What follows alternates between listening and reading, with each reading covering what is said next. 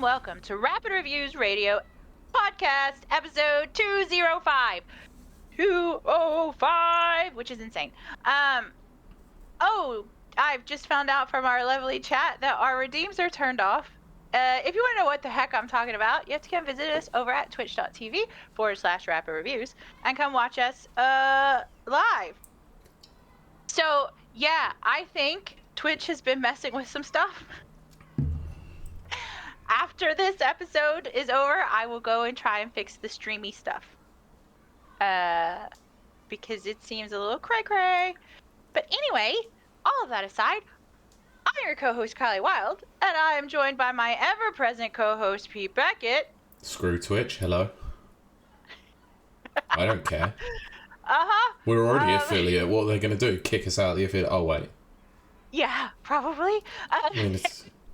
Yeah, well. But I like to start off every week by asking, how has your week been, Pete? Busy. Very, very, very busy. Mostly all stuff I will not discuss on the internet. But personal stuff, let's say. So yeah, it's been busy. Been a nice week though, let's say. I haven't had a lot of time to play games, so I'll only talk about the two that I have been playing briefly, because they're recurring games, let's be honest, because I'm probably going to play those for a fair while. I got about 45 minutes worth of Forza Horizon 4 in on PC. Very nice. So just playing through that again, because why not? I bought it on Steam because it was cheap. And yeah, I still really enjoy the game more than I did with 5. Is it any one that I nominated for the Game of the Year? One of the years, yes. Because it's an excellent game. It's still really tight, still really fluid, and still really fun to play. I think so far I've got up to the second movie shoot. So I haven't been playing it for very long again, but I'm still really enjoying it. But I'm just waiting till I can get through all the seasons and do that final mission, because that final mission is excellent. That's very cool. Very cool. Yeah. The only other game that I have... Go on. Sorry. I just noticed Brent's comment of wish me luck with surviving Hurricane Debbie later this week. Holy crap. Yeah, good luck. Definitely good luck with that. Yeah. For Don't sure. wish hurricanes upon anyone, but hey. No. The only other game I've been playing, and I've been playing a little bit more of it whilst I can. I think I got a few hours in the other day whilst I was just sitting at home doing nothing. More Terraria. Oh, of course. So, I think the last time I spoke about this, it was last week when I was on another podcast. Oh my god, another podcast. It's not out yet, so you can't hear it. So this might feel a little bit like that will feel outdated by the time you listen to this. I was mining down to the underworld. Right. So in the meantime, I think the last time I spoke about it on this podcast, I was just looking. I was just looking around in the world, just trying to find stuff to do. So I believe I was trying to find the Hive. I managed to find the Hive and defeat the Queen Hornet. Nice. I also defeated Skeletron, so I'm now able to access the dungeons. Ooh. And the dungeons are they're pretty intense this time around. But what I managed to do the other day was mine downwards into the underworld. Built a very large platform that enables you to obviously go and fight the last boss that is in medium core before it goes into the hardcore mode, which is the Wall of Flesh. Oh, nice. I am really annoyed by that because I got within 600 HP of killing the thing on the first try. I died, and now I cannot respawn the Wall of Flesh again. Well, Jenny, first of all, hi, Jenny. Hello, Jenny. Jenny says it's as bad as it sounds. The Wall of Flesh. It really is. I was so close to defeating the damn thing, but now I don't know why. I just can't seem to respawn it again to face again. So I've got to try and figure that out. If not, I'll just keep going down in the dungeon. Could just stay on medium core forever. There you go. Or create a new world and do it all over again. A whole new world. I don't want to do that. I've built cool houses. Oh, the other thing I did do is I built up to space and built a space house. Ooh, I like space so now houses. I've got a rope from my house to my space house. Very cool. I like space houses. Yeah. Oh, Jesus, stick with it, Pete. I'll try my best. Yeah. But yeah, that's mostly what I've been playing. Oh, the other game that I did pick up very briefly when I got home yesterday evening, it was quite late. It's a 2024 game, surprisingly. Ooh, yeah. I started playing Botany Manor because it's on on Game Pass. Game Pass. It is. It's an interesting game. I can't quite figure out some things, but that might have been due to exhaustion. Well, maybe, because it's like Pokemon for plants, isn't it? Yes. So I downloaded. I've got a couple of things downloaded off of Game Pass because I was specifically looking through to try and find 2024 games because. Yeah, Christ, we're in August and my God, we're getting close to that Game of the Year show. And I've played next to nothing this year. I know. So, I'm getting a bit nervous about that. It's a big show. Yeah, I mean, it's a bit worrying that I would put Suicide Squad above Final Fantasy Rebirth. Oh, wow. No, I'm not. I'm joking. I wouldn't really, because Suicide Squad was a piece of crap.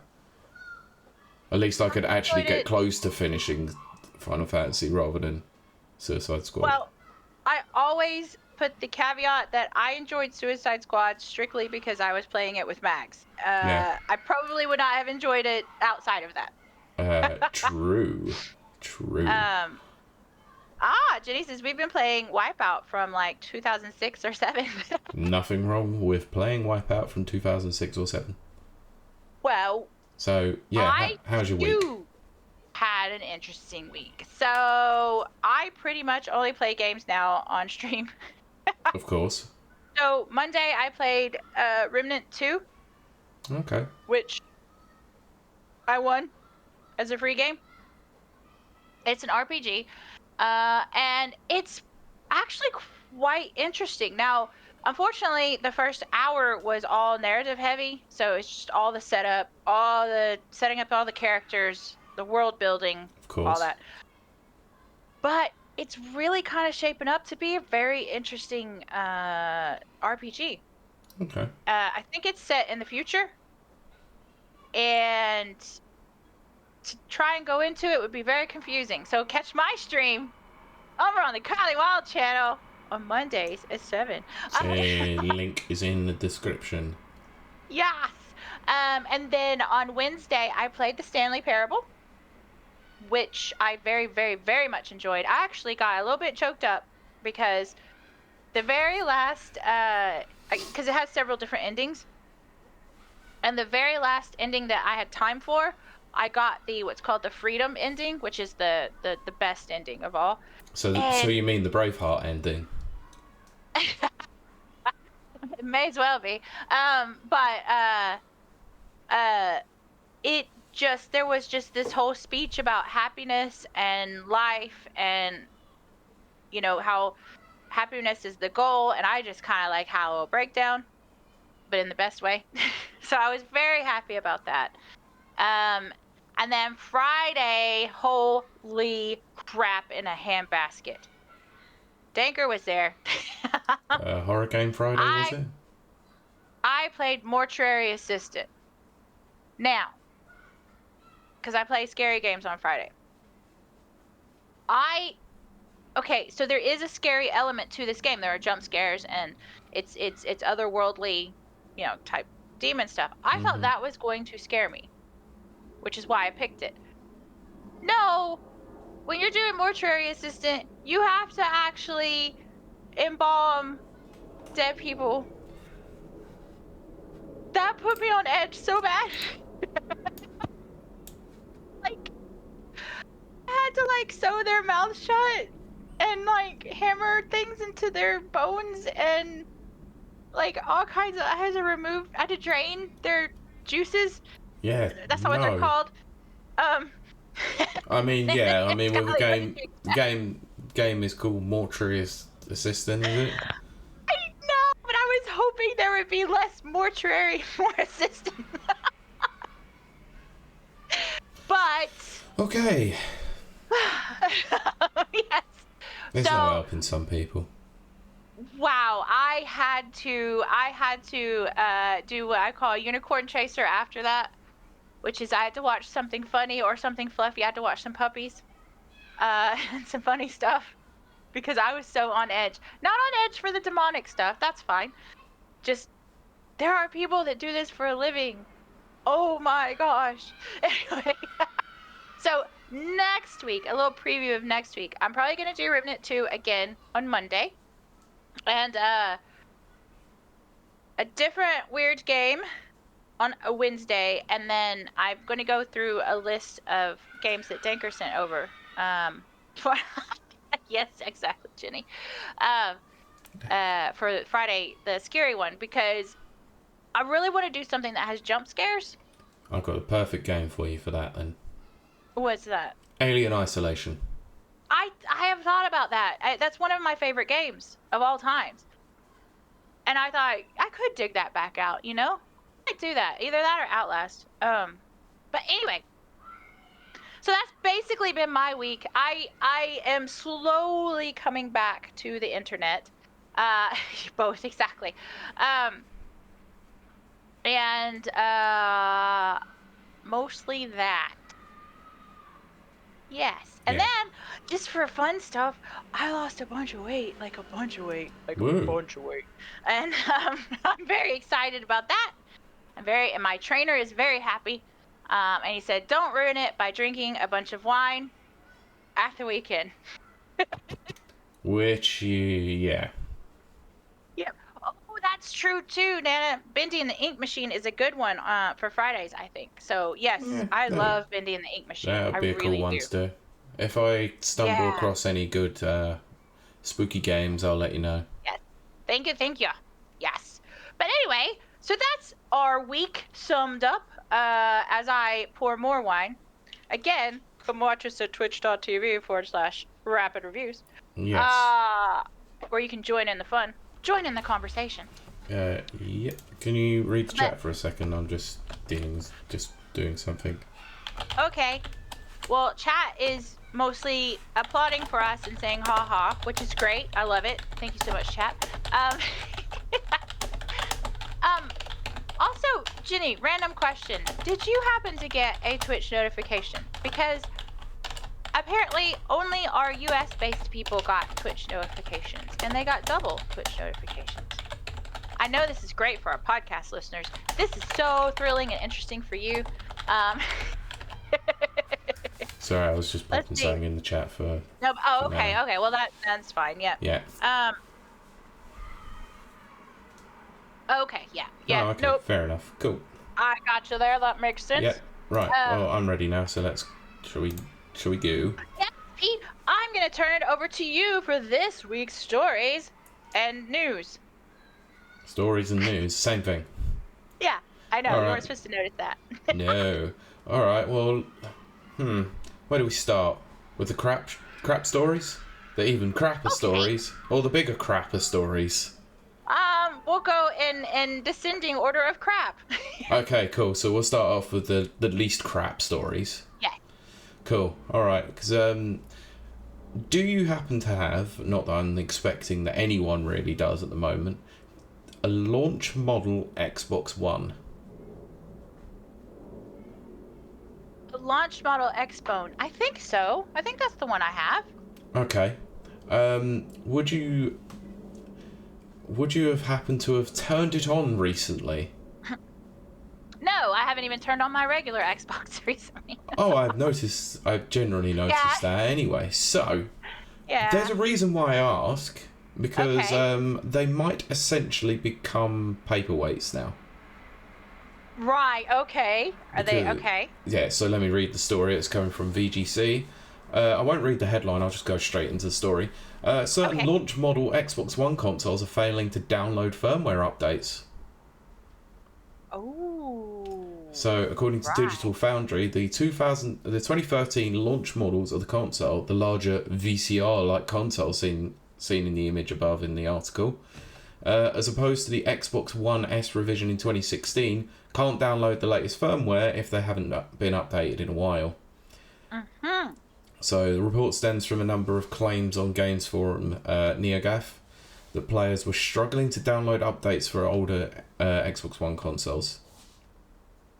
So, yes, not a particularly good thing, because one of the requirements that was set up for the Xbone when it was first launched was the always online requirement, which now basically takes this online and essentially bricks it. Ooh, yeah. Yes, so after further investigation, the Digital Foundry team found that the Xbox One console containing outdated firmware may no longer be able to update. The team attempted to update 3 Xbox One consoles, 2 running a dashboard from 2017 and 1 running from 2018. All 3 failed to update the latest firmware, not only by trying to download the update, but also by saving the update to a USB stick. Right. So Xbox consoles can't function online unless they're running the latest firmware, which means these consoles can't access Xbox Live, also can't run any digital purchases that need an online check. Hooray for DRM. Yeah. So yeah, I won't go any further with this, but yeah, this is essentially making them very large and very annoying paperweights. So you might as well take that Xbox One console and prop the door open with it, because that shit ain't moving.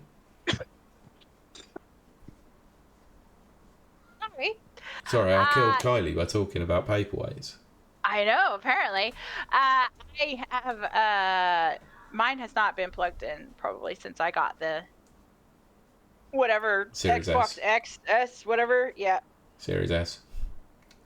Yeah, so don't bother, because you won't be able to do anything with it anyway. And probably it will take off like a jet engine anyway. Yes, probably. So, yeah, don't bother. There's no point. Don't even bother trying to sell it, because, yeah, nobody will be able to or willing to want to buy it anyway. So, unfortunately, it's another console that's going to go in the trash heap of history. Right. So, yeah, fun times. Fun times. Yeah. The news can only get worse for Xbox, right? Of course. Can it or can't it? No, it can always get worse. Yes, it can. Because you remember the June showcase? Yes. Do you remember one of the games that actually had a release date on the June showcase? I don't, actually. There were several games that actually had a 2024 release date attached to it. Right. I say several, it was only a handful, because there weren't many, because most were confirmed for 2025 and beyond, which is what we said on the showcase at the time. Yes. Now, one of the games that did actually have a release date for 2024 was Wilde. Yes, that's true. Yes. And I say did. Right, okay. Because Wilde has now been delayed until early 2025. Oh, goodness. I'm not surprised, let's be honest. So, let's go. So, Microsoft has announced the Xbox console exclusive of Avowed, yes, it is, has been delayed until early next year. Although an official release date had yet to be confirmed, Xbox had planned a 2024 release, with a blog post by developer Obsidian seemingly accidentally confirming November 12th as the release date before it was removed. However, a message posted on the Xbox account on Twitter, I refuse to call it X for Christ's sakes, has confirmed that the game will now release on February 18th, 2025. Shall we find out the reasons why this is being delayed? Sure. So, a company with an image... What the hell? That's, the article has been formatted incorrectly, because it says, a company with an imagine... showing the upcoming first-party Xbox games. The message reads, so many games coming, as such we're moving Avowed to February 18th, 2025 to give players backlogs some breathing room. Yeah. Sorry, does Microsoft actually have anything for this slated? Oh, wait, yes they do. Let's go on and talk about this, because the news means that the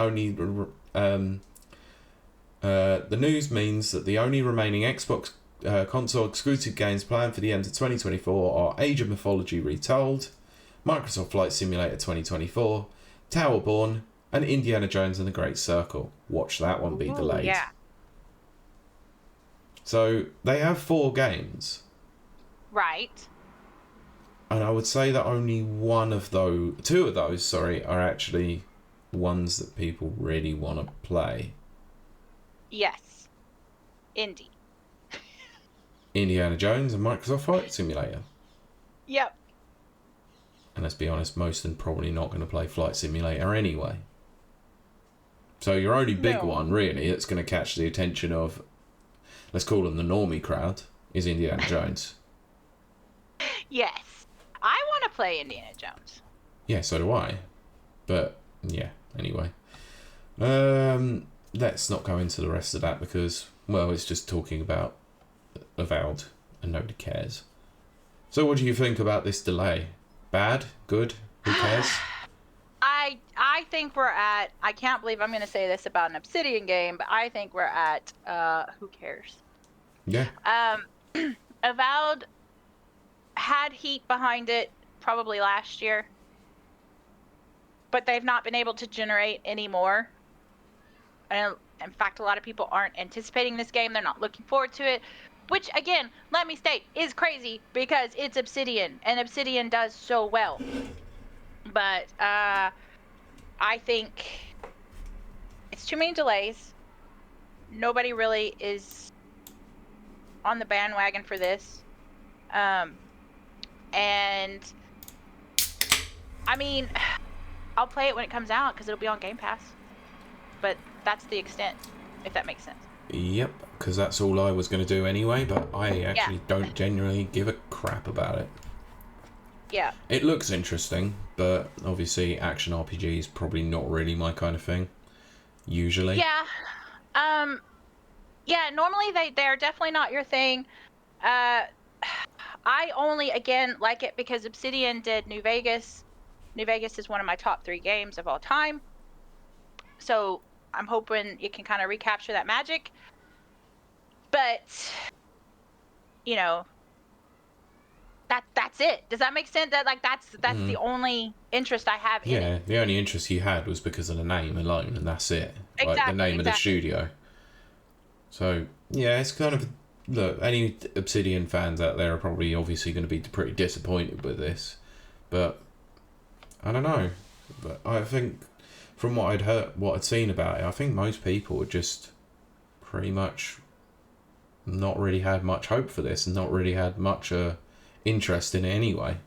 I think they need to show more of the game to actually garner interest, but, well, I think what they have shown has been underwhelming so far as well, so we'll see. Yeah, well, that's exactly it. Like, the last thing we saw, which was a little teaser, which I think was the beginning of this year, it was very dated. It looked dated. It looked last gen. And if they're now delaying this until next year, I don't think it's going to be suddenly, next gen looking, if that makes sense. No, because probably most of the art assets are already done. Most of the game itself is done. It will just be major hot fixing and bug fixes, QA testing, stuff like that. Yeah, so, exactly. I don't know. I'm just not very excited about it, let's say. But we'll, it's another one of those Game Pass games. We'll just pick it up, play it. Yeah. Maybe one and done after an hour, 2. Exactly. Who knows? So we will see. So let's get on to some more kind of crappy news. Okay. Because I'm very conflicted about this particular story anyway.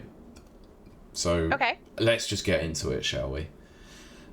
This happened a fair while ago. Obviously, we haven't recorded for a little bit, so I must preface that. Video game workers who are members of the SAG-AFTRA labour union for American actors have called for strike action. Ooh, okay. I didn't know that. So the strike was called after the union failed to negotiate executive protections against the use of AI for its members. God, this has been raging on for absolutely ages anyway. Right. So last September, SAG-AFTRA members approved strike action if the union was unable to agree terms it considered acceptable while negotiating the interactive media agreement. SAG-AFTRA have been in negotiations various video game companies and their performance production arms since October of 2022, including Activision Blizzard, Blind Light, Disney Character Voices, EA Productions, Formosa, Insomniac, Epic, Take-Two, VoiceWorks, and WB Games. Those companies now likely won't be able to hire unionised actors to perform motion capture or voice work for their games. So some of the companies listed offer performance services for several game developers and publishers. Blind Light had contributed performance work to series such as Elder Scrolls, Halo, Destiny, and Fallout. Formosa had worked on Call of Duty, as well as Death Stranding and God of War. So, we'll read some of the statements from SAG-AFTRA, shall we? Okay. So, although agreements have been reached on many issues important to SAG-AFTRA members, the employers refuse to plainly affirm in clear and enforceable language that they will protect all performance covered by their contract in the AI language. So, like I said, I feel very conflicted about this to some degree, but we'll read a few more statements that have come out from a few of the people associated with SAG-AFTRA as well. So, President Fran Drescher added, we're not going to consent to a contract that allows companies to abuse AI to the detriment of our members. Enough is enough. Oh God, when you hear enough is enough, it's like, oh, I sort of get. Anyway, when these companies get serious about offering an agreement our members can live and work with, we will be here ready to negotiate. Chief Negotiator Duncan Crabtree Island. What a name. What a name. Amazing. So, the video game industry generates billions of dollars in profit annually. Press X to doubt.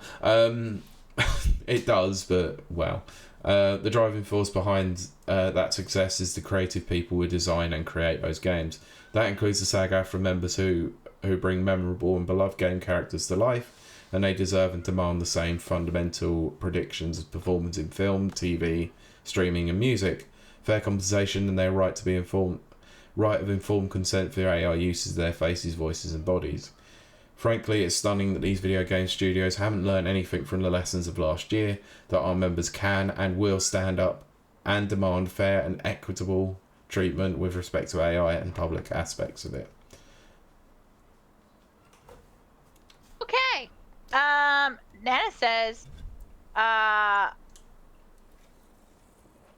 SAG-AFTRA as a union for VAs sucks.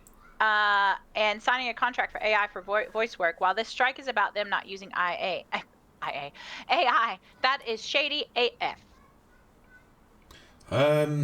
This is where I feel conflicted about this, because I feel like AI is not the absolute devil incarnate that everyone thinks that it is. Because it is No, hear me out. Because actually I'll hear you out.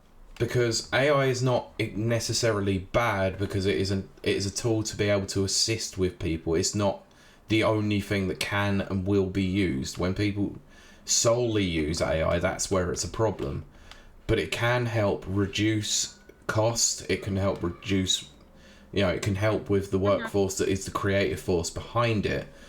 Obviously, what the companies are talking about is using the voice and facial captures for future projects, which, I don't agree with that. If they don't want to be involved in a project, they have every right to refuse their right to work in that respect.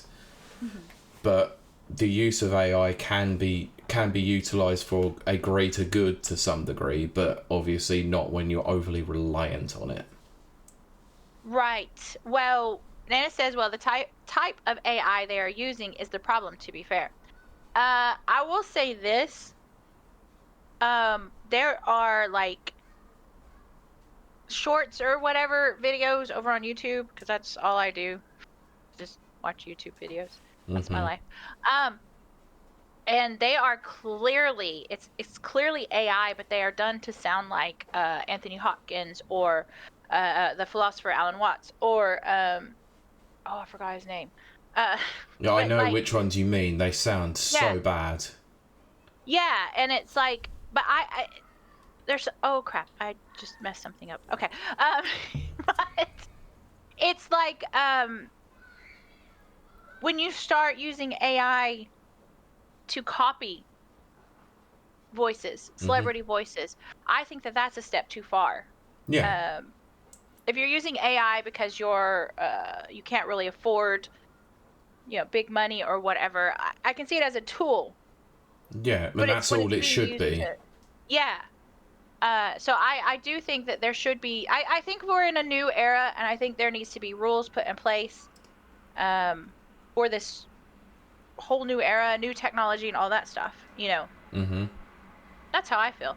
Yeah, exactly. Jenny just hit the nail on the head. Exactly what I was trying to say. Yeah, without their permission, it's scary. Yeah, I meant to say without their permission. Yeah. So they've got like Sir Anthony Hopkins, narrating this intro or whatever, Hmm. but it's not him. It's an AI, you know, Yeah, but this version is of his this is voice. why I said it should be the right to refusal to be able to work if they don't Uh-huh. consent to their voice and their likeness being used in a project. Then yes, they have every Right, right to refuse that. If a right. company is writing into their contract that any future projects they don't have to necessarily be involved in, but will use an AI template, then that's Uh-huh. wrong. But obviously, Right. when it comes to development and artwork, it can be an assisted tool, let's say, Yeah. and it will help cut. It will help cut these ballooning development budgets that we've been having for the last several years, which is causing a knock-on effect for everything. Let's Yes, say. it is. So that's what I said, is that some companies do need to progress somewhat further, which is why I feel very conflicted about this entire thing. And also based on the fact that SAG-AFTRA were involved in the Hollywood strike last year, and Jesus Christ, they did a crappy job. They didn't want AI to be used in any film or TV projects, and Hmm. they went on strike for several months, and yet what was agreed in that? The use of AI. So they clearly did not get anything that they actually wanted, and they just Yeah. kept people off work for several months. Hard-working actors Well, that they're not the multi-millionaires, because let's be yeah. honest, Well, most of the that's the thing. multi-millionaire actors that were getting jobs were gonna survive it. You know, especially in the video games industry. Nolan North and Troy Baker are not exactly going to be hard up for work, are they? But Right. everyone else is going to be in a bit of a problem situation. And most of those VAs and motion capture artists may not survive this because actually work is dwindling, and they won't sit around and wait, And we have to remember as well, is this only affects Hollywood. This only affects the American one. So any development that's outside of America can carry on working. So London, Yeah. UK, Japan, unaffected so long as they're not a part of SAG-AFTRA union. Yeah. So I don't know. See what I New, mean? brave new Conflicted as world. hell. Yeah. Well, it's a new era. We'll have to make our way through it. New rules, new reality. So Nana says I expect Japan games to not have dubs for a bit. I might have to disagree with that one because they might just go and find a voice actor that's not unionized instead. Yeah, So if that they're did not part of happen. SAG-AFTRA or they're part of the UK, they might still be able to go and work, and they technically speak the Queen's English or King's English, whatever you want to call it these days. So Yes. we'll wait and see on it. Obviously, there are going to be developments because I actually haven't seen anything more from the strike since this came out about a week or so ago. Yeah. So Jenny says, yeah, it'll be interesting to see what will happen. Exactly my thoughts. Yeah. yeah. So anyway, more Next awful item. news. More awful news. Great. Yeah. So Woo! when you think of video game publications, what are some of the biggest some of the biggest names that you think when it comes to print media? Wait. When you say print media, what do you mean? What? Video games, magazines, and Oh, stuff like that over the years. uh, Epic. No, I mean like actual like magazines, publications, not publishers. Or not? No. The big. What is it called? The big, pretty one. That's how it's called. It's been a long time since I bought print media, Pete. I know, but they have digital. It's a big, pretty one. But that's the only one I can think of. And Wired. Okay, Wired magazine is fine. So for me, it's stuff like official Xbox magazine, all Nintendo mag, stuff like that. Yeah. Well. Game Informer, that's true. Nana's correct there. Well, I'm glad you mentioned them, because Game Informer magazine is closing after 33 years in publication. Wow! I'm older than that. Me too. I'll get to that in a moment. The long running US publication will close its doors following 3 decades. In a letter that was posted to Twitter, I nearly said X for Christ's sakes. Read, after 33 thrilling years of bringing you the latest news, reviews and insights from the ever-evolving world of video games, it is with a heavy heart that we announce the closure of Game Informer. From the early days of pixelated adventures to today's immersive virtual realms, we have been honoured to share this incredible journey with you, our loyal readers. While our presses may stop, the passion for gaming that we've cultivated together will continue to live on. Thank you for being a part of our epic quest, and may your own gaming adventures never end. Now, that kind of sucks. It kind of sucks, because Game Informer was obviously a very key pillar of the print media. Absolutely. So carrying on with the article, it says veterans of Game Informer included Andy McNamara, the publication's former editor who now works at EA, Dan Reichard, who's now of Giant Bomb, and Ben Hansen, who's now of MinMax.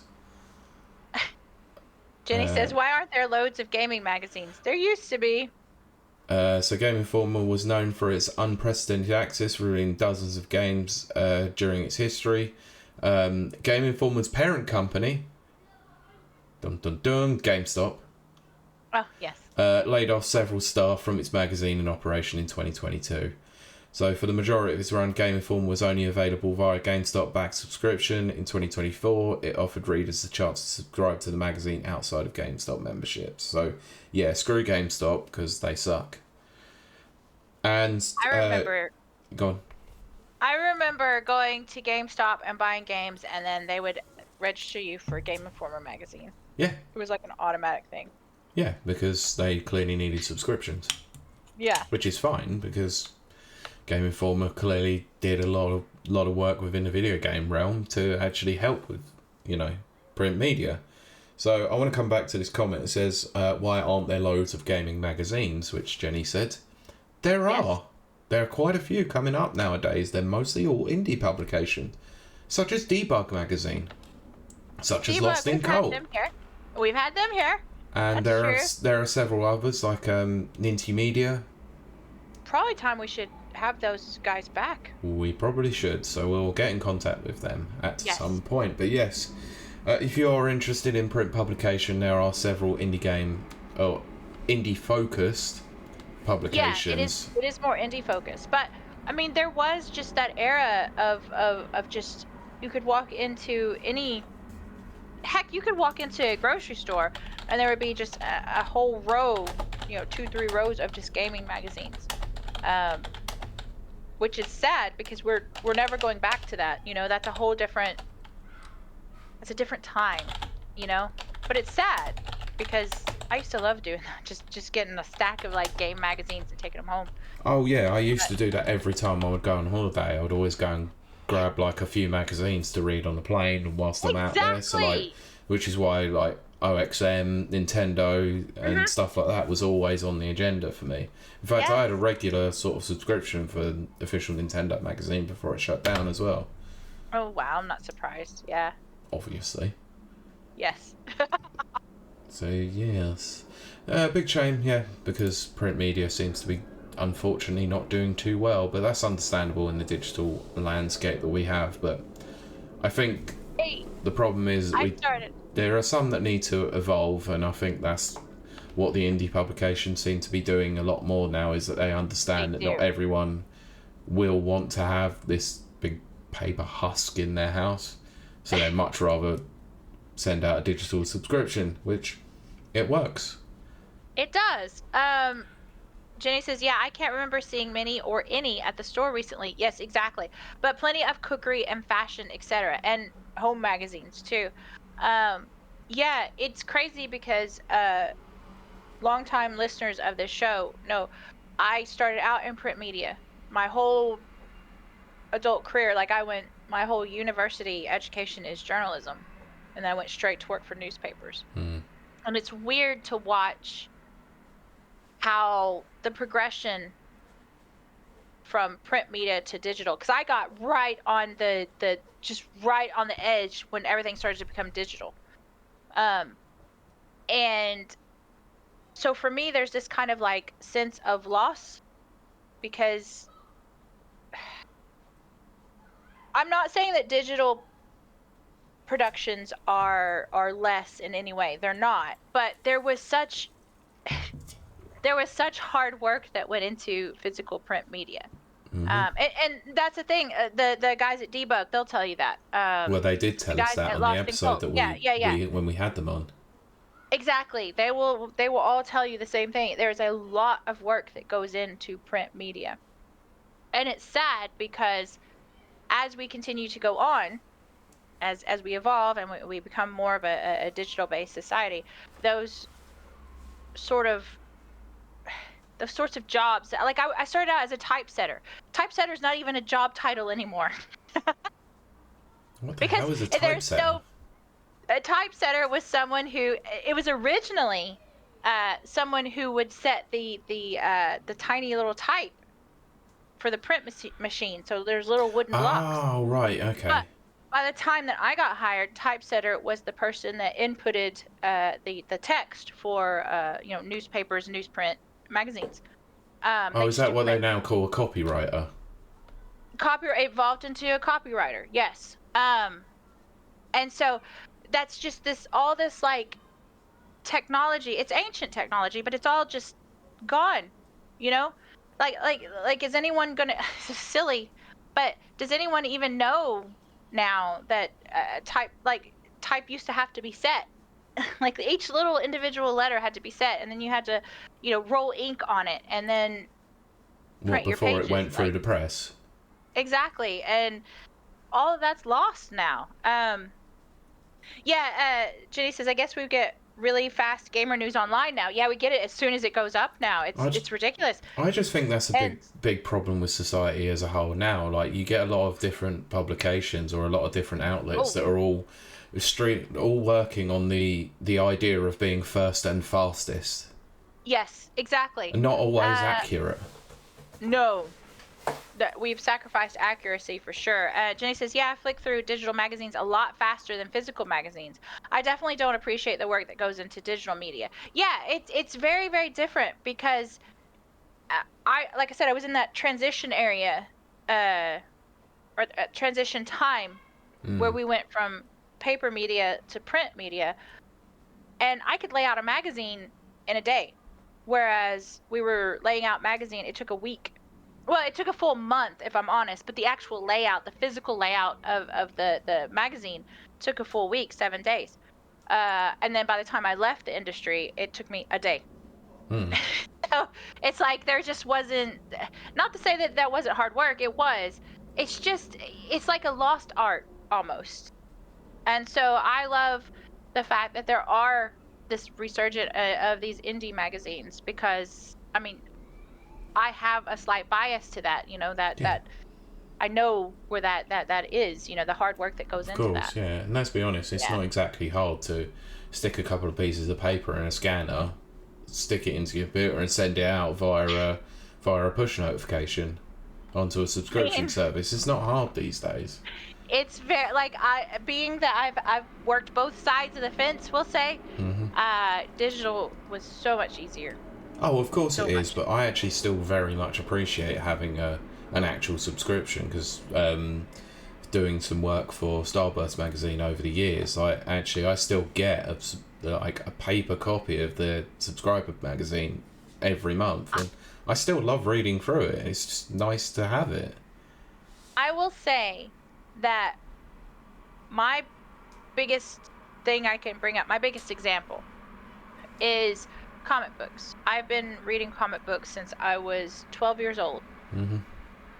And having a paper comic book, because they were like a 4-color process, and then in the late 90s, early 2000s, they moved to a digital color process. And then, of course, after that, they moved to just digital media. Mm-hmm. To hold a comic book from, the 60s, 70s, 80s, early 90s. Keep talking. I'll prove this point in a minute. Hang on. Okay. There's so much. You can feel the hard work that's in it. You can...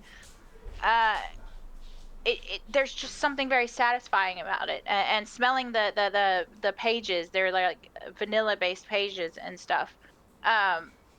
There's something so tangible, literally tangible, about touching it and reading it. But I don't have the room for comic books like I used to. I do have the room, but I want to do other things. So instead of having the tons of boxes I had, just tons and tons and tons, I now have, my iPad. I have like the entire X-Men, Uncanny X-Men library and X-Men on my iPad at the touch of a finger. That's pretty cool, but it does not feel the same. It does not feel the same to me at all. No. I'm going to read what Jenny said. Vanilla-based pages. Vanilla-based pages. Yeah, if you smell old comic book pages, they smell like vanilla. It's weird. You mean one like that? Wait, I gotta see. Yes, Pete! Oh, look at that. I believe... I 81? No, I believe that's the early to mid 70s. It's actually the first appearance of Shumagorath. That's amazing. That is amazing. I mean, considering Shumagorath is my favourite strange character or strange villain, I had to buy it. That's very cool. I've been looking for the next issue since then, just so I can have the run on there, but it's hard to find. Even that was quite difficult to find. I just have such a weakness for comic books. I do. They're just, you can just feel, I know I sound like a silly hippie, but you can just feel all the love and hard work that's in the paper-based ones. Yeah, and all the LSD that was taken to create that cover. Jenny says, though, our friend gave us loads of Beanos, but they smell like cat because his cat slept on top of them for 10 years. Amazing. That's amazing.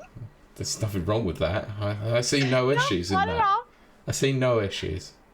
Oh, that's so funny. Well, actually, I see many issues, but, they're issues of comics. Hey! That was awful. So funny. I recently discovered Beano. I discovered that. Beano and Dandy. And, oh, dadgummit, I've just blanked out now. Oh my gosh. Pete, you would have a cow if I told you what I've just bought. They're big like this. They got like Judge Dredd in them. That one. Oh, 2000 AD. That. Yeah. 2080. I discovered those recently.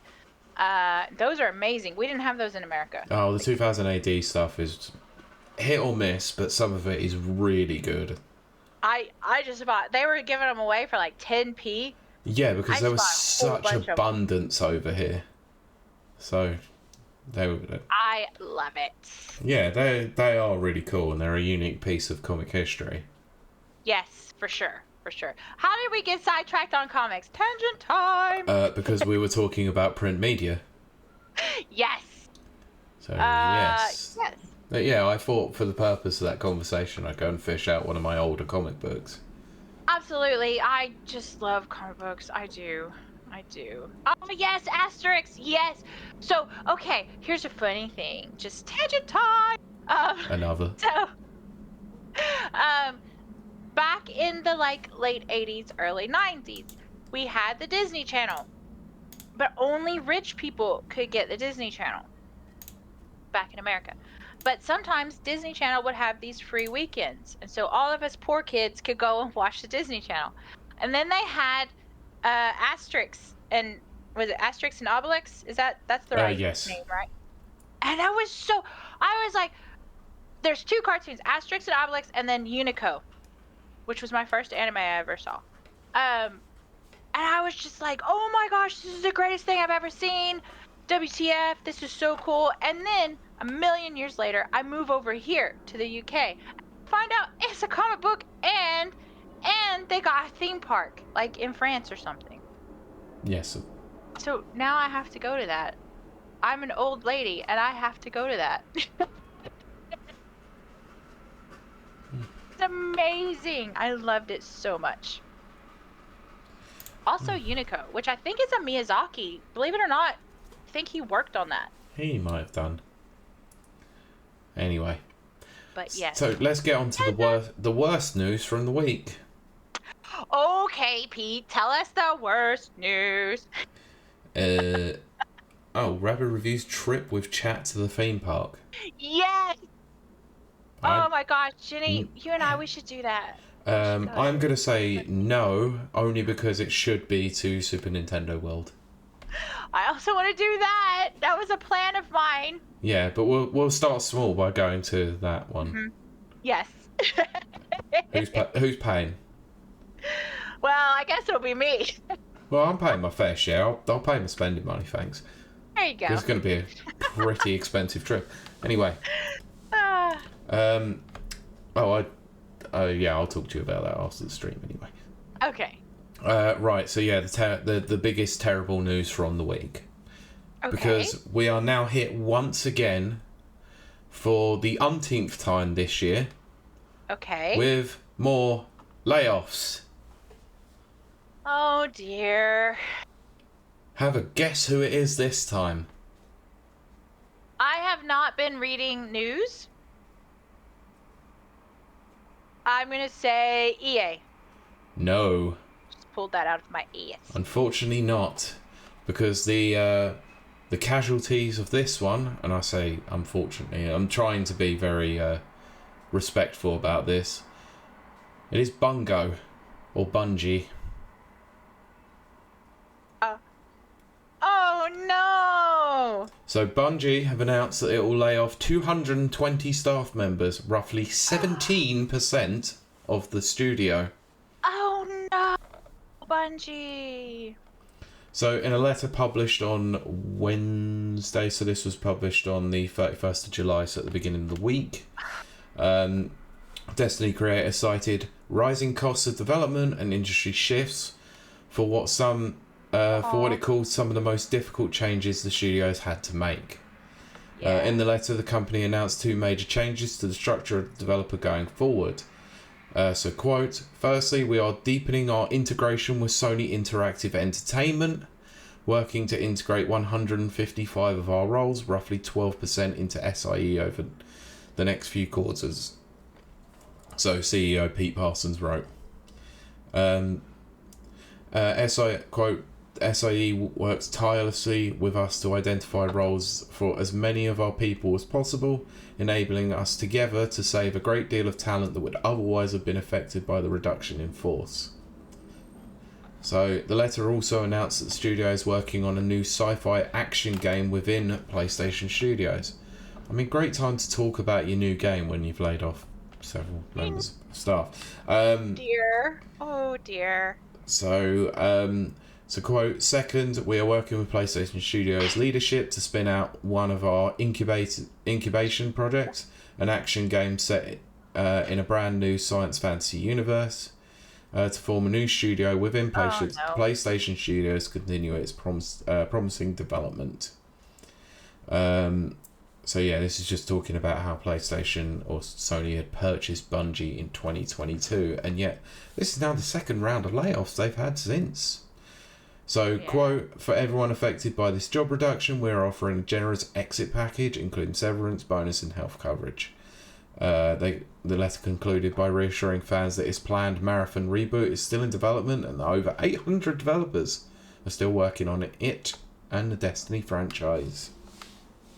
Oh dear. But there is more to... Dear. So we can talk about this, but there is another article that I do need to talk about in terms of this particular story. But this is now becoming an incredibly and disgracefully worrying and horrifying trend for the video games industry. Which is why I said I'm conflicted about the AI story earlier. Right, because, let's be honest, costs to develop video games have ballooned exponentially, but sales have not increased. Right. No, that is true. That is true. I think you were probably right to call it a while ago. I do think we're heading towards a crash soon enough. Very soon. I still stand by that. I think a crash is going to have to happen. But I think that that's a good thing, believe it or not. I know that sounds crazy.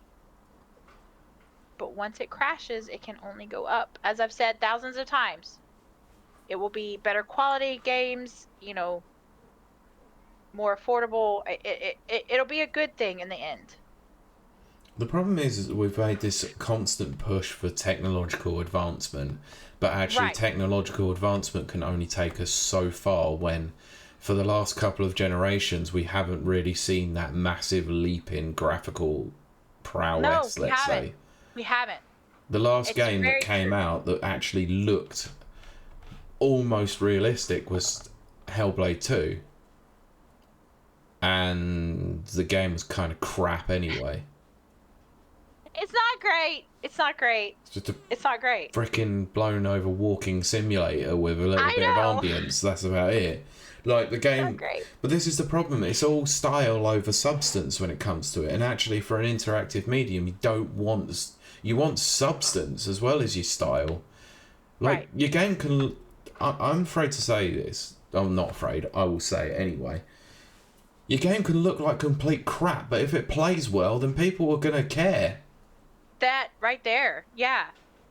Oh, Nana says he has more contacts for the story. Sure, Nana, go for it. Yeah, go for it, because there might be another article that I'll be reading as a result of some of this, because there's been more stuff coming out as a result. But, there's some of the worst-looking games in the world, I say worst. Some of those games that don't exactly look next to realistic are some of the most enjoyable experiences I've ever had. A lot of the indie games now, that don't always look superb. They are good. They are just interesting. Right. Really, and just they have an interesting concept. They have an interesting an interesting arc or an interesting sort of hook to get you in terms of gameplay. Right. Undertale. Doesn't look like much, but the interesting hook is its story, its narrative design, and it's the way that it plays. It's unique. Yes. It plays off the fact that there is several games that it obviously pays homage to, Earthbound being probably the biggest one there. Right. But it just does it in such a way that is enjoyable. Warframe, obviously, is another game where it may not have looked like much when it started. It's evolved over time and has gotten better and had more complex stuff happening ever since then. And the biggest example was one that came up last week when I was recording this other podcast, was No Man's Sky, that started out in a terrible state, but has been going ever since with free updates and has now become one of those games that people talk about on a regular basis because it is ever expanding and ever evolving, despite the fact that Sony essentially threw Hello Games under the bus from the very beginning. So you can last it out if you actually have passion and care involved with it. But the fact is that a lot of the AAA developers, especially those that are owned by first-party studios, are so wanting to just make a quick buck or make a quick dime and then move on to the next project. They don't actually want to spend time anymore to create a work of art. No, that is very true.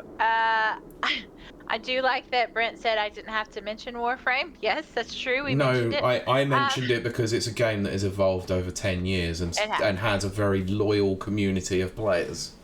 It does. Anana says, okay, so Sony basically said to Bungie, if you don't meet review goals, we will replace the manage with Sony execs.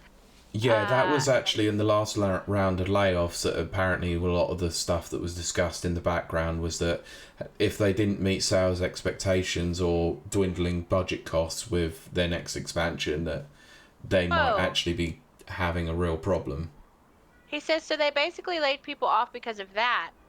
And one of the CEOs apparently bought 24 vehicles with the leftover money. Roughly around $2 million worth of expenditure was had on his vehicle collection. Now, I said this last time, I believe. I am a CEO. That is my title. Pete Parsons is the CEO of Bungie at the moment. So yeah, it was them because it came up in Nana's comment. Oh, okay. So, right, okay. I was just saying fine. Yeah. Anyway, my official title is CEO. I have a tiny company, so it's it's kind of cool, but it's also, it's a small company. I am getting a pretty good bonus in January because my company has done really well. I cannot imagine taking my actual company's profits because my company has made money and my bonus is separate from that. I cannot imagine taking my company's profits and going and buying something like a car or something superfluous. How do you say that word? Superfluous. That word. I cannot imagine that. Like in a million years, I can't imagine that. I said this last time. I do not understand the mind, the mental place that these people are in. That they do this. Like, everything I do is for my company. It's to make my company better. So going and buying, 24 vehicles? Why? I don't understand. But this is why I make money every year, because I don't understand that mentality. I don't have to lay people off. I've had the same employee for 4 years. I've not ever had to lay them off, not once. So. Right, shall we get to the next part of this story? Because this came out a day later. And then I'll go on to the next part of the story as well. Because we might have touched on some of it already anyway. So, Bungie's recent swath of job cuts were going to happen regardless of the success of Final Shape. So it's definitely. Been claimed. Yeah. So, on Bungie, we'll go over that. So, I won't talk about that because obviously it's talking about the previous story. So, Gamefil newsletter, so the person who runs that, Stephen Totillo, cited 3 separate sources who each claimed that these cuts were already planned by early 2024, long before the Final Shape was released in June. Remember that obviously Final Shape was delayed though. Yes. So according to Totillo's sources, Bungie has repeatedly missed Sony's financial targets, which is what Dana was mentioning in the comments.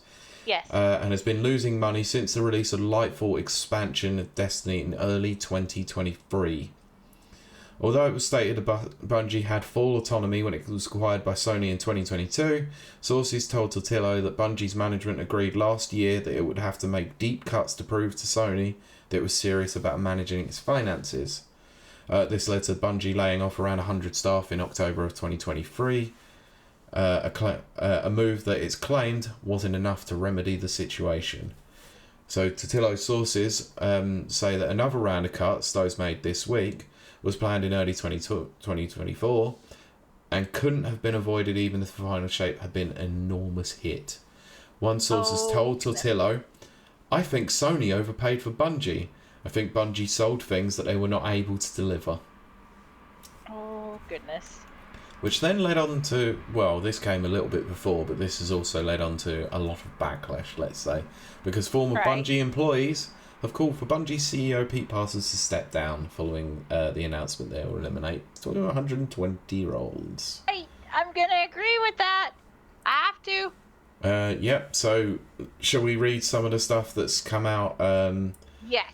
that's on the article because it's coming out via social media. Any guess which social media platform? It is Twitter. Of course it is. Of course it is. So, community manager Liana Rupert alleged on Twitter, "You are a liar, a thief, and so many things we can't discuss publicly. Step down and without the giant Sony payout. This isn't on Sony. This is squarely on the failure of leadership, plain and simple."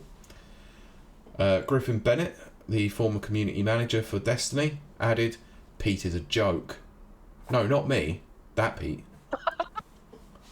I mean, he might be true, or they might be true. But I'm not taking sole blame for these loss of jobs. Yes. C-suite taking accountability for any of this, or still just withholding bonuses, and it will be settled in-house, he wrote in another post. Poor leadership has crushed one of the greatest developers of all time. Retire. Ooh, pretty scathing. Yeah. Sam Bartley, who was another community manager and community coordinator, wrote, "Coward, you did this. You chose this. I'm already listed as do not work with, and I don't care anymore. You lied to my face. Straight to it. You also invited me to come to see your new cars 2 days before you laid me off. Apologies for this language. I'm reading verbatim. 2 fucking days. Leave now." Oh my literal goodness. Yep. So, yeah, that's where we're going to leave it for now. Holy crap. So it turns out that Bungie are not exactly the best company to work for. And I think we've known it for quite a while. Yeah. Holy crap. Holy crap. That is insane. Yes, Jenny says that's awful. Yes. Yeah, go on. Sorry, Karen. I was just saying, Jenny says that's awful. I absolutely agree. Nana says, yeah, that's why I'm like, this isn't Sony's fault, because from all accounts, they try very hard to keep Destiny alive. Plus, outside of January, they haven't been affected by layoffs, to be honest. Granted, that could just be because new management understands what to do for games and is taking the Nintendo approach, but whatever. Eek! I'm disappointed. Here's why I'm disappointed. Everyone knows that I used to absolutely adore Destiny. Bungie. You did. I did. Bungie has been one of my, championed companies, along with Obsidian. Because, Bungie was basically an indie company. It was, until very recently when they allowed Sony to buy them.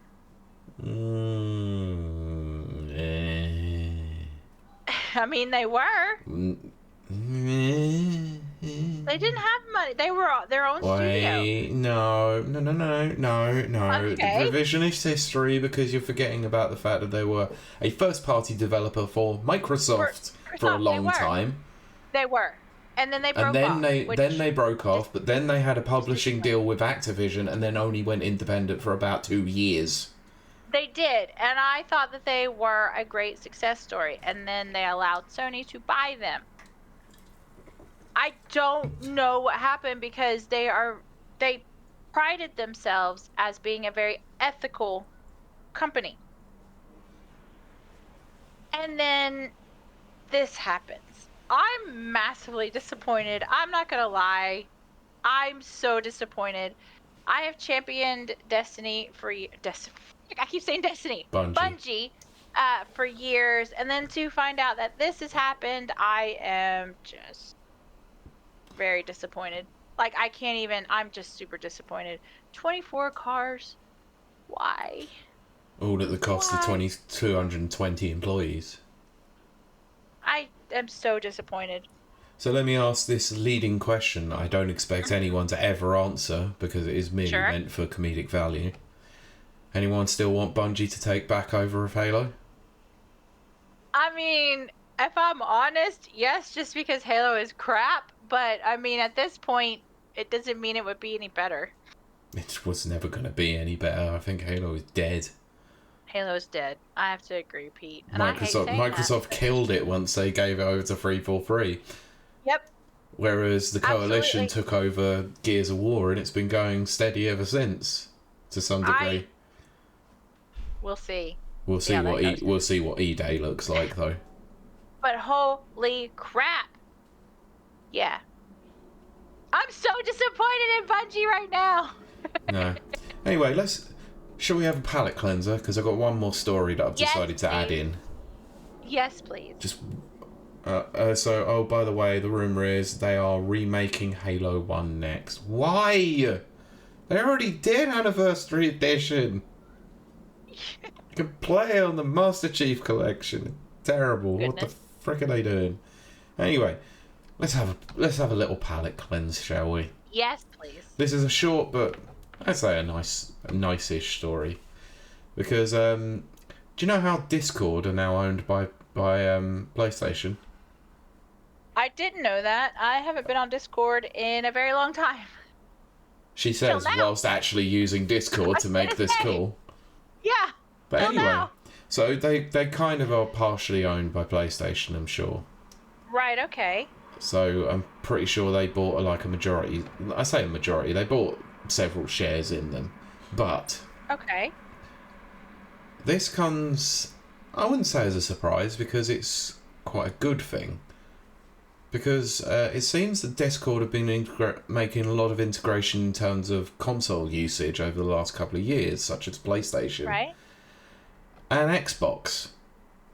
Okay. And the most recent update has confirmed that Microsoft and Discord have announced the next suite of features are coming to integration with the Xbox. Ooh. So, the highlights include the ability to watch streams directly on the Xbox Series X or S or Xbox One console. If they're sharing their screen from PC, mobile, or another Xbox, they're able to watch whatever they're playing, which I think is a really good idea. It is something you can do on, obviously, Discord on PC, but now you've got it on Xbox. Well, that's cool. I didn't even know that was a thing, so... No, so I did it a couple of weeks ago when I shared my screen to do with that, oh, yes. Famicom Detective Club story I was talking about. Yes. So, yeah. But users can now call their friends directly from Xbox consoles. The update will also unify the Xbox friends list and the Discord friends list if players opt into it. So before, what used to happen is I actually have a friend who was doing this, is you had to connect the call via a mobile, then transfer it to the Xbox console to do it like that. Yeah, it was a complete pain in the bum. So now, rather than that, you can actually just call straight off of Discord. But, okay. From now, is that different? Because when over on Mags' channel, he does community night every Wednesday. And we would all be in the community chat. Yeah. And I would do that from Xbox. So is that not the same thing? Yeah, but that's now what essentially they're doing it is that you don't actually have to connect your phone or your tablet to be able to join the call. This might have been... I didn't do that. Wow, that is quite a surprise because clearly you have not... This has been an ongoing problem for some people.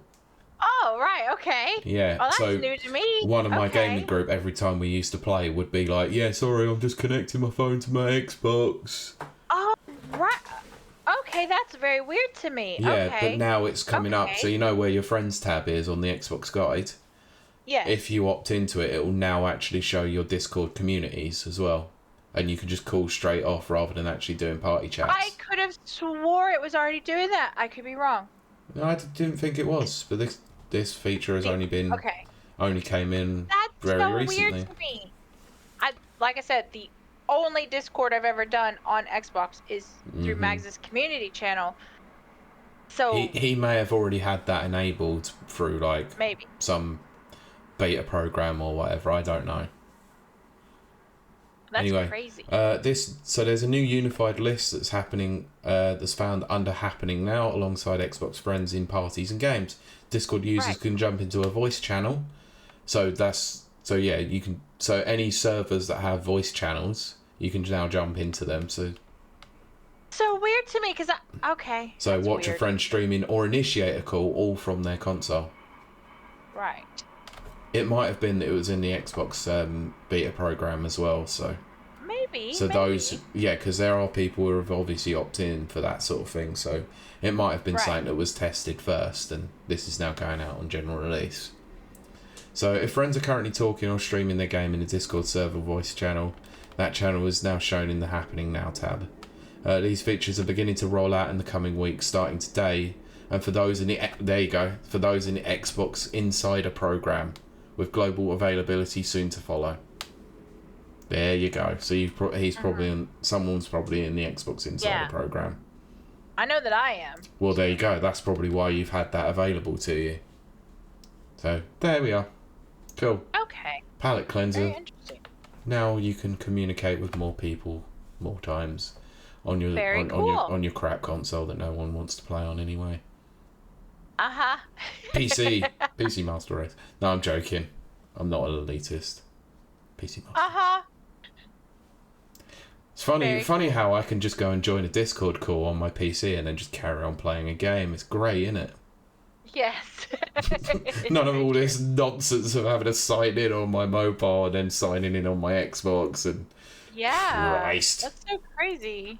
That's wild. Oh, look, I'm just going to open this game. Oh, look, Discord's already open. Cool, done. Even some games even show that you can use the Discord party chat, like Rocket League. Yes. Oh, goodness. Anyway, that's us done for this week in terms of stories. Holy crap! Well, then we can wrap this show up, which is what we'll do. And then we'll chill with our chat. I actually have not finished a bottle of wine. Can you believe that, Pete? Plenty of time to do so. There's plenty of time, but I might use that for the after show. That's what I meant. What? That's what I meant. Plenty of time to do that. But we do thank our lovely, lovely listeners out there for sticking with us. You guys are amazing. But you can always come check us out at twitch.tv/rapperreviews, where you can join in on the conversation and see what we get up, all the hijinks that we get up to. Mm-hmm. But Pete, where else can they enjoy your dulcet tones? Here.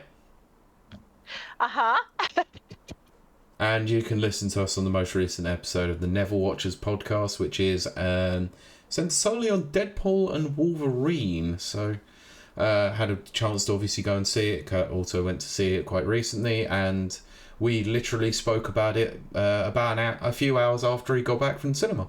So it's fresh on his mind. It was cool. Very cool. So yeah, that's on most good streaming, audio streaming platforms such as Spotify, Apple Podcasts, and all of that. Ugh. Oh dear. So. Nana, if you want to do some band hammering. Yeah. So yeah, please go and check that out. The June Part 2 episode is ongoing at the moment because I've been having a lot of issues with the audio, so I've got to try and figure that out soon. Right. Okay. That does happen. It does. So yeah, I'm just trying to work it so that it's actually listenable. So, yeah. Yeah. Yeah. If you want to follow everything everything else I'm doing, Rapid Reviews Radio, Discord. I'm over on a few other Discords as well, and our Radio Pod on Twitter, although I don't use it much. It's true. Kylie, what about your streaming? What about your return to the socials? I stream now. I do a streaming thing. I do the thing. And also, thank you, Nana, for band hammering. But if you are out there and you don't have much to do, because things and stuff, I don't know. I stream Monday, Wednesday, and Friday. And sometimes in between, but definitely Monday, Wednesday, Friday, 7 p.m. UK time, over on KILEY_WILDE. I stream now. Please come join me. I'm very lonely, and I need friends to talk to. I have 0 friends. and I play FPSs on Monday, and I play weird games on Wednesday, and I play scary games on Friday. And then sometimes I'll do sneaky little streams of Hitman or House Flipper. Forgot the name of it because I was reading what Nana put in the chat. But holy crap, my Hitman videos are doing some numbers over on YouTube. So maybe come watch me play Hitman on my sneaky streams. I don't really have a set time for those. That's just when I get lonely and then I'm like, I'm sad. I'm going to play now. Yeah, they're not always at the same time, so don't worry about that, No. Jenny. They're not predictable whatsoever. No. But Monday, Wednesday, and Friday are absolutely predictable. And I just come chill with me. Jenny says, I tend to do kid dinner and bedtime stuff 6:30 to 9-ish. I know, which sadly is usually when I'm streaming. Not always. On Monday, Wednesday, and Friday. But that's okay. I forgot what I was saying. It's alright, because I might start streaming again soon. That might be after 9. Oh, that would be good. That would be good. Yeah, I'm always looking for friends. I'm a very lonely person. I don't talk to a lot of people in real life. 'Cause I'm really old. So it doesn't look like it, but I am actually really old, so I don't communicate with lots of humans. I'm older. Screw off. What? I said I'm older. Screw off. But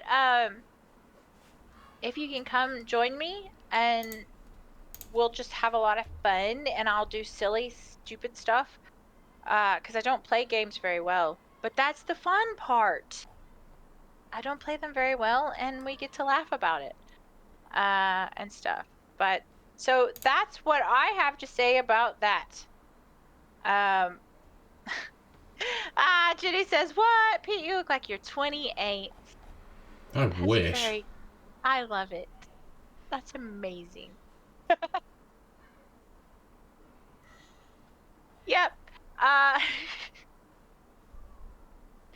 We will not reveal our ages on this podcast. You can check it out on other episodes. I had a haircut to get rid of the grey hairs. Oh, goodness. I'm getting a haircut next week on Monday. It's going to be a wild haircut. But anyway, we'll save that for after show, shall we? Oh, yeah, we'll do that for after show. So come join us at twitch.tv/RapperReviews. Anyway, I think that's going to do it for us. So, as I say every week, thank you for joining us. And we will see you and talk to you next week. Bye! Bungie, you suck!